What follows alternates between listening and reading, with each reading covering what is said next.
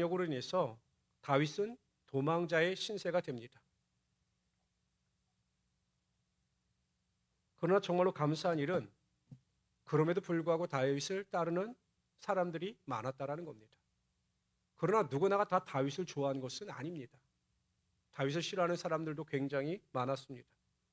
그 중에 한 사람이 시므이라고 하는 사람입니다. 그가 바후림에 이르렀을 때 이 베냐민 지파였던 시므이는 자신의 지파의 초대 왕이었던 사울 왕이 이 다윗으로 인하여 죽었다고 생각하여 그 다윗을 쫓아가면서 저주의 말을 퍼붓습니다. 아비새를 비롯하여 다윗의 부하들은 험한 말을 하는 시므이를 죽이자라고 이야기를 했지만 다윗은 그가 말하는 것은 하나님께서 나를 향하여 하시는 말씀이다라고 이야기하면서 오히려 그의 저주를 통해서 하나님의 국률하심이 나에게 임하기를 원한다라고 그렇게 믿음의 고백을 드리게 됩니다. 비로소 위기 가운데 다윗이 다윗다움을 회복하게 되었던 거죠.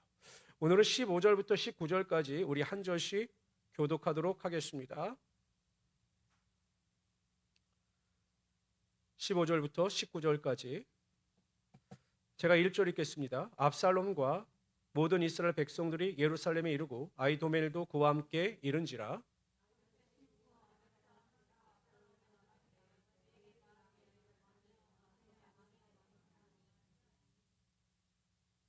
압살롬이 후세에게 이르되 이것이 내가 친구를 후대하는 것이냐 내가 어찌하여 내 친구와 함께 가지 아니하였느냐 하니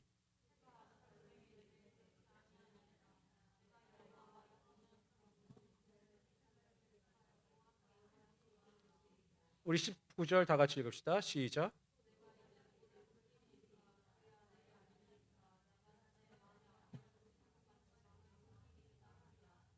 마침내 압살롬의 아이 도벨과 함께 예루살렘에 입성합니다. 그야말로 무혈 입성입니다. 저항하는 사람도 한 사람도 없이 예루살렘 성에 무혈 입성하게 됩니다. 그런데 예상치 못한 인물을 맞이하게 됩니다. 다윗을 추종하던 후세였습니다.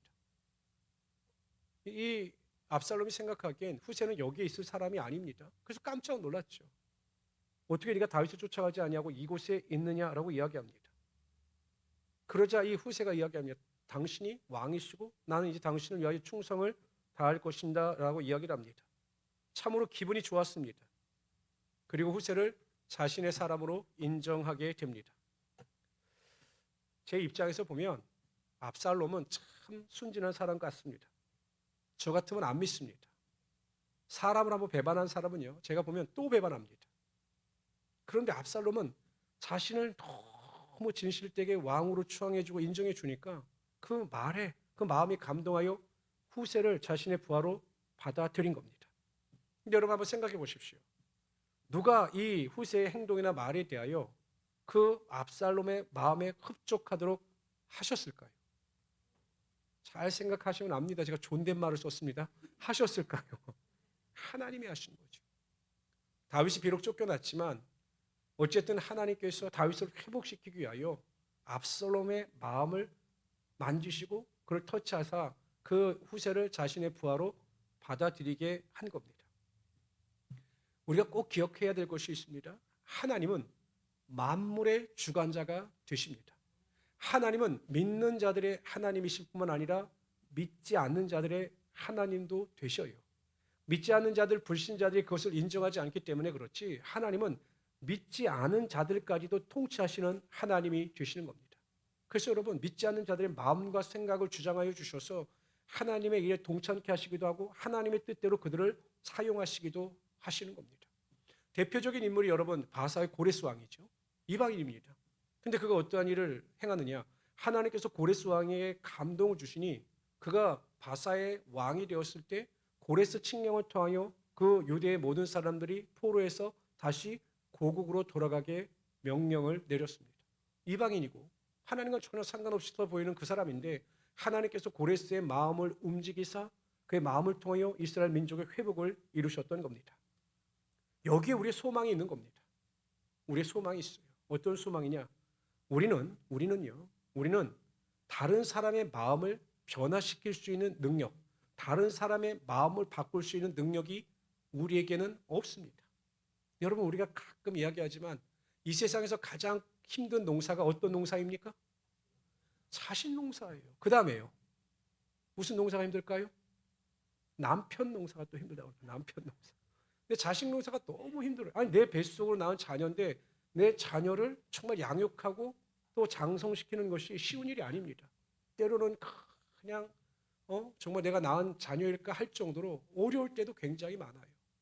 내 뜻대로 내 생각대로 내가 원하는 대로 자녀들이 자라만 준다면 이 세상에 무슨 걱정이 있겠습니까? 근데 그런 자녀들이 그리 많지 않습니다. 우리 자녀들의 마음조차 우리가 헤아리지 못할 때도 있고 그들의 마음을 돌이키지 못할 때가 있습니다. 누가 그 사람의 마음을 변화시킬 수 있는가? 하나님은 변화시킬 수 있으시다라는 겁니다. 저는 그런 간증을 많이 듣습니다. 그 부모의 기도를 통해서 전혀 변화될 것 같지 않고 전혀 돌이킬지 않을 것 같았던 자녀들이 하나님께로 돌아오고 하나님의 은혜 가운데 거했다라고 하는 이야기를 저는 정말로 많이 듣습니다. 그 부모의 간절한 기도와 하나님을 향한 충성이 그 자녀들의 마음을 움직이사 하나님께 헌신과 충성을 다짐하는 믿음의 사람으로 바꿔 놓았던 거죠. 성도 여러분, 우리가 인간과의 관계성 속에서 수많은 갈등도 있고 어려움도 있습니다. 믿지 않는 사람들과의 관계 속에서 직장생활 하다 보면 여러 가지 어려움도 있고 그런 사람들을 만나게 되죠. 정말 저도 다양한 사람들을 만나게 됩니다. 다양한 사람들 속에는 정말로 이해가 되지 않는 사람도 많아요. 목회자인데도 이해가 되지 않는 목사님들도 많습니다. 근데 그 사람을 설득하고 그 사람을 이해시킬 수 있는 능력이 우리에게 있느냐? 없습니다. 근데 하나님은 하시더라고요. 하나님께 대하여 믿음으로 기도하고 하나님께 간구하면 하나님께서 그 사람을 변화시키든지 아니면 저를 변화시키셔서 모든 관계를 회복해 하시고 하나님의 은혜 가운데 거하게 하심을 저는 경험했습니다. 저는 우리 모든 성도님들이 항상 믿음 안에서 하나님께 지혜와 명철을 구하심으로 말미암아 하나님의 영광과 존귀 가운데 승리하며 살아갈 수 있는 하나님의 귀한 성도들이 되시기를 주님의 이름으로 축원합니다. 후세는요 다윗의 명령을 받고 다윗을 위하여 그러니까 위장 취업한 겁니다. 언더보스처럼 자신의 신분을 숨기고 마치 자신이 이 압살롬에게 충성을 다할 것처럼 위장 취업한 겁니다. 만약에 그 의도가 발각되면 어떻게 될까요? 압살롬에게 저희가 그 의도가 발각되어지게 되면 후세는 당장 죽음을 맞이할 수도 있는 그러한 상황이었습니다. 그럼에도 불구하고 후세는 다윗을 위하여 생명을 걸고 충성하고 있는 겁니다. 그러니까 다윗을 사랑하고 다윗을 섬기는데 생명을 다하여 충성을 다하고 있는 것입니다. 우리가 하나님께 대하여 후세와 같은 사람이 되어야 하는 것입니다. 우리가 하나님을 섬기되 적당히 섬기고 하나님을 사랑하되 적당히 사랑하는 것이 아니라 우리의 생명과 목숨을 다하여 하나님을 사랑해야 하는 것입니다. 그럴 때 우리가 그 충성을 하나님께 인정받고 우리의 충성이 하나님 나라의 상급으로 쌓일 수 있게 된다는 것입니다. 하나님을 위하여 하나님을 기쁘시게 하기 위하여 하나님의 말씀에 순종하기 위해서는 우리의 생명마저도 아끼지 않는다라고 하는 결심을 가지고 믿음 안에 순종하며 살아갈 수 있어야 한다는 것입니다.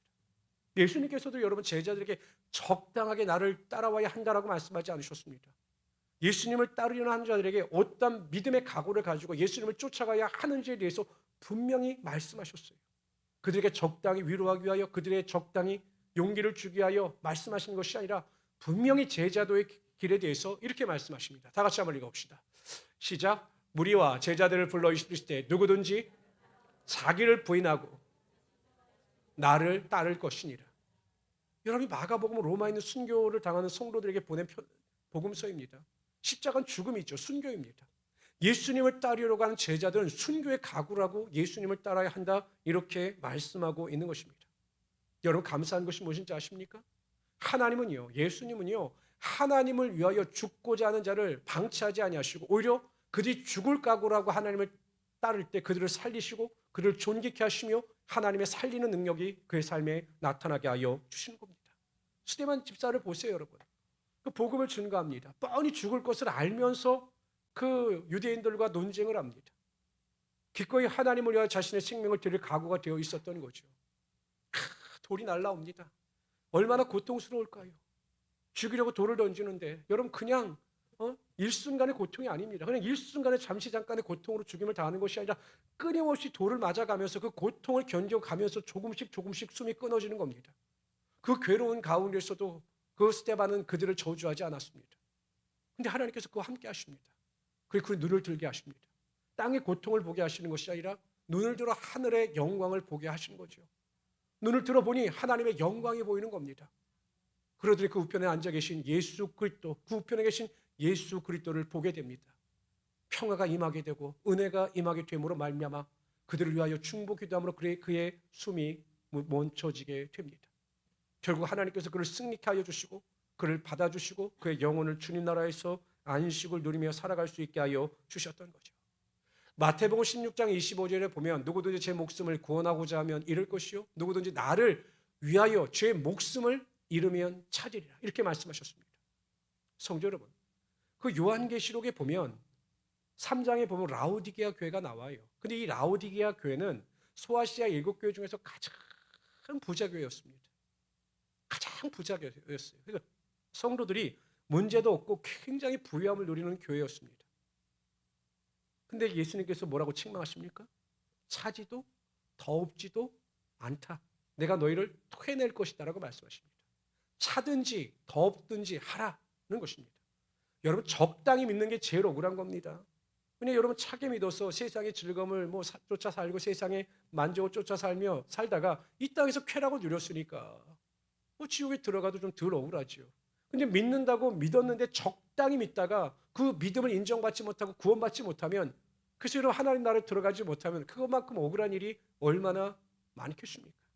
저는 우리 모든 성도님들이 사도 바울의 고백처럼 하나님의 은혜의 복음을 증거하는 일을 마치려 하면은 나의 생명을 조금도 귀한 것으로 여기지 아니한다라고 하는 믿음을 가지고 먹든지 마시든지 무엇을 하든지 하나님의 영광을 위하여 살며 최선을 다하여 하나님을 섬기며 살아가시는 하나님의 귀한 성도들이 되시기를 주님의 이름으로 축원합니다. 후세는요 말을 할 때 압살롬의 마음에 흡족한 말을 하였습니다. 그 압살롬의 마음을 즐겁게 하는 말을 했습니다. 그러니까 지혜롭게 경우에 합당한 말을 한 것입니다. 잠언서 15장 23절을 한번 다 같이 읽어봅시다. 시작. 사람은 그 입의 대답으로 말미암아 기쁨을 얻나니 때에 맞는 말이 얼마나 아름다운고. 잠언서 25장 11절에도 보면 경우에 합당한 말은 아로새긴 은쟁반의 금사관이라 이렇게 말씀하고 있습니다. 금상첨화라고 표현할 수가 있는 겁니다. 우리나라 속담에도 보면 말 한마디에 천냥빛을 갚는다라고 하는 속담이 있습니다. 말을 많이 하는 것, 말을 잘하는 것보다 중요한 것은 경우에 합당한 말을 하는 것이 정말 지혜로운 인생의 모습이라는 겁니다. 말을 많이 하는 사람이 있습니다. 달변가처럼 말을 많이 하는데 어떤 경우에 보면 초점이 안 맞습니다. 그 상대방에 대한 형편이나 어떠한 그걸 잘 이해하지 못하고 그냥 자기 일방적인 말을 하는 분들이 많아요. 이런 분들이 관계에서 힘든 겁니다. 근데 어떤 분들은요 경우에 합당한 말을 합니다. 누군가가 이야기를 하면 그 사람의 상황이나 형편에 합당한 말을 해줍니다. 충고를 해주기도 하고 위로를 해주기도 하고 공감을 표시하기도 합니다. 그렇게 말하는 사람을 통해서 변화가 나타나기도 하고 상대방에게 위로와 공감이 나타나기도 한다는 거죠. 저도 가끔 이렇게 보면 그런 분들 많습니다. 아이고 저분은 좀 말하는 본때만 좀 바꾸면 좋을 텐데. 왜냐면 말을 하면 옛날에 그런 우리 청년이 있었습니다. 그 청년의 별명이 들으면 들을수록 화가 나게 하는 청년이었어요. 말은 다 맞아요. 근데 다 듣고 있으면 화가 난대요. 말은 맞는데 화가 난다는 거죠. 그러니까 어찌 보면 가르치려고 하고 자신의 고집을 꺾지 않고 자기만이 옳다고 주장하는 거예요. 들으면 논리적으로 맞는데 굉장히 기분이 나쁘다는 거죠. 그러니까 경우에 합당한 말이 아닙니다. 경우에 합당한 말을 하는 사람은 감동이 있고 이해가 있고 진실이 나타나게 되어 있습니다. 그런데 그게 어떻게 가능하느냐? 물론 천성적으로 태어나는 사람들이 있습니다. 저도 이렇게 보면 저는 초등학교 때 웅변을 해서 그런지 저는 이렇게 대중연설에 대한 두려움이 별로 없었습니다. 이렇게 타고나는 근데 워낙 제가 좀 숫기가 없어갖고 말을 잘 못하긴 하지만 이렇게 천성적으로 달변가로 태어나는 사람이 있어요. 그런데 말을 잘할 수 있는 능력은 하나님이 주신 은혜 가운데 가능하다라는 겁니다. 한번 읽어봅시다. 다 같이 읽어봅시다. 시작. 너희를 넘겨줄 때 어떻게 또는 무엇을 말할까 염려하지 말라. 그때 너에게 할 말을 주시리니 말하는 이는 너희가 아니라 너희 속에 말씀하시는 이 곧 성령께서 우리 안에 역사하시고 성령께서 우리의 입술과 생각을 주장하시면 우리가 경우에 합당한 말을 하게 된다는 겁니다. 저는 가끔 당황스러울 때가 있습니다. 가끔 이제 성도들이나 와서 목사님 그때 이렇게 말씀해 주셔서 목사님 제가 큰 위로도 받았고 또 무엇을 어떻게 결정해야 되는지 큰 어, 이익을 얻었습니다. 깨달았습니다. 이런 말씀하시는데 저는 그분에게 그런 말 한 기억이 없어요. 그분은 제가 이렇게 말해서 그때 그렇게 은혜를 받고 그렇게 깨달았다라고 하는데 솔직히 저는 얼버무리지만 제가 그런 말을 한 것을 제가 기억하지 못할 때가 있습니다.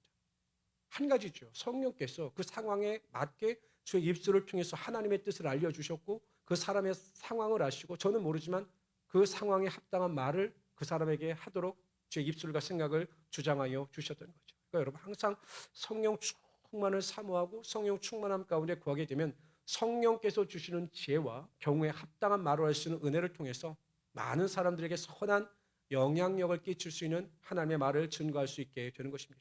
저는 우리 모든 성도님들이 성령 충만을 통해서 항상 어떠한 상황 가운데 있다 할지라도 경우에 합당한 말을 통하여 다른 사람들에게 영향력을 끼치며 살아갈 수 있는 하나님의 귀한 성도들이 되시기를 주님의 이름으로 축원합니다. 우리 20절부터 23절까지 읽도록 하죠. 20절 여러분들 읽어주세요. 있습니다. 시작.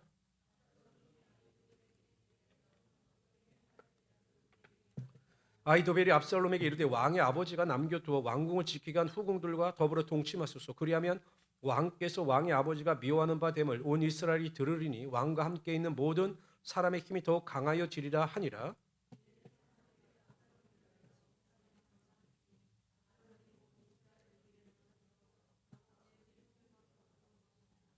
우리 23절 다 같이 읽읍시다. 있습니다. 시작. 베푸는 계략은 사람이 하나님께 물어서 받은 말씀과 같은 것이라. 아히도벨의 모든 계략은 예루살렘에 들어와 아히도멜과 압살롬이 가장 먼저 한 것은 다윗의 후궁들을 범하는 것이었습니다. 근데 여러분 이것은요 하나님께서 미리 예언하신 말씀입니다. 그 다윗이 그 바세바의 아내 우리아와 범죄한 이후에 아닌데 거꾸로 했구나. 우리아의 아내 바세바. 근데 다들 고개를 끄덕이죠. 이상하다고 생각한 건 우리 성은이밖에 없어요. 성은이가 이상하게 생각하던 내가 말을 바꿨구나 했습니다. 그래도 그냥 다 알아들으시니까 감사합니다. 그 범죄한 이후에 하나님께서 나단 선지자를 통해서 말씀하셨습니다. 뭐라고 말씀하셨냐면 보라 내가 너와 네 집에 재앙을 일으키고 내가 내 눈앞에서 내 아내를 빼앗아 내 이웃들에게 주리니 그 사람들이 내 아내들과 더불어 백죄에 동침하리라. 너는 은밀히 행하였으나 나는 온 이스라엘 앞에서 백죄의 일을 행하리라 하셨나이다 하니 그러니까 하나님께서 예언하신 대로 압살롬을 통해서 하나님의 예언이 성취되고 있는 거죠. 그리고 압살롬과 아히도멜은 하나님의 뜻을 이루게 하여 악한 자로 쓰임을 받고 있는 겁니다. 여기서 그렇다면 우리가 드는 의문이 있죠. 그럼 하나님께서 그 압살롬과 아히도멜을 사용하시기 위하여 그를 악한 일을 행하게 하셨다면 아히도멜과 압살롬의 입장에서 보면 억울한 것 아니냐. 아니 하고 싶지 않은데 하나님께서 그런 마음을 주셔서 그렇게 하게 하신 것이 아니냐라고 생각할 수도 있는데 그렇지 않습니다. 하나님께서 선한 마음을 가지고 있는 사람들의 마음을 막 완악하게 하셔서 그들이 악을 범하게 하시는 분은 아니십니다. 그냥 하나님께서 그들이 악을 행하는 대로 그냥 방치해 두시는 것이지 선한 자들에게 하나님께서 마음을 완악하게 하셔서 그 악한 일을 행하게 하시는 것은 아닙니다. 그들은 본래 악했고 그들의 악함대로 그렇게 행동함으로 결국 하나님의 뜻을 이루는데 악한 도구로 쓰임을 받았던 거죠. 압살롬의 삶에 있어 오직 목적은 자신이 왕이 되는 것이었습니다. 그것도 아버지를 능가하는 강력한 왕이 되는 것이 압살롬의 꿈이었습니다. 꿈 자체를 떼어놓고 보면 그것을 나무랄 바는 아닙니다. 아니 왕이 되고자 하는 것, 왕자니까 왕이 되고자 하는 그 삶의 목적을 잘못된 것이다라고 우리는 지적할 수는 없습니다. 그러나 왕이 되어가는 과정 속에서 그 과정이 잘못된 것을 우리는 지적해야 합니다. 그것이 무엇이냐? 이스라엘 민족의 왕은 한 사람이 한 개인이 내가 왕이 되고 싶다라고 해서 왕이 되는 것이 아니었습니다. 이스라엘 민족은 신정국가였고 철저하게 하나님께서 그 신정국가 안에서 택하신 자를 왕으로 세우사 나라를 이끌어가게 하셨던 거죠. 초대 왕인 베냐민이 그랬고 두 번째 왕인 다윗도 하나님께서 기름을 부으셔서 그를 세우시고 이스라엘 민족의 왕으로 세워주셨습니다. 그런데 이 압살롬이 왕이 되어가는 과정 속에서는 하나님의 도움, 하나님의 인도하심, 하나님의 뜻에 대한 것이 전혀 없습니다. 오직 자신의 생각대로, 자신의 뜻대로, 자신의 욕심대로 다 행하여 나가고 있는 겁니다. 자신의 눈으로 볼 땐 형통이 임한 것 같죠. 자신의 힘으로 왕이 된 것 같죠. 자신이 세상의 모든 것을 이룬 것 같았지만 그가 이룬 모든 꿈은 모래 위에 세운 성과 같이 금세 무너지고 위험할 수밖에 없었던 겁니다. 잠언서 16장 9절에 보면 이렇게 말씀하십니다. 사람이 마음으로 자기의 길을 계획할지라도 그의 걸음을 인도하시는 이는 여호와시니라. 우리가 아무리 좋은 계획을 세우고 좋은 꿈을 가지고 있다 할지라도 결국 하나님께서 그 꿈과 우리의 행위 가운데 함께하여 주실 때 그것이 온전해질 수 있게 된다는 것입니다. 아무리 그럴듯한 계획을 세우고 수고하고 노력한다 할지라도 우리의 수고와 노력과 능력이 하나님의 능력을 대신할 수는 없어요. 하나님의 능력을 대신할 수 없죠. 우리가 아무리 능력이 있어도 하나님의 능력을 대신할 수 없습니다. 오히려 하나님 앞에 겸손히 하나님의 능력을 구하고 하나님의 인도하심을 구할 때 그 하나님의 능력이 우리의 삶 가운데 우리 개인 가운데 임하게 하여 주사 능치 못할 일을 행하게 하시며 꿈꾸는 모든 일, 기대하고 소망하는 모든 일이 반드시 이루어지게 하여 주시는 겁니다. 그래서 시편 37편 5절에 이렇게 말씀하십니다. 내 길을 여호와께 맡기라. 그를 의지하면 그가 이루실 것이다 라고 말씀하셨습니다. 맡기는 인생들이 되시기를 바랍니다.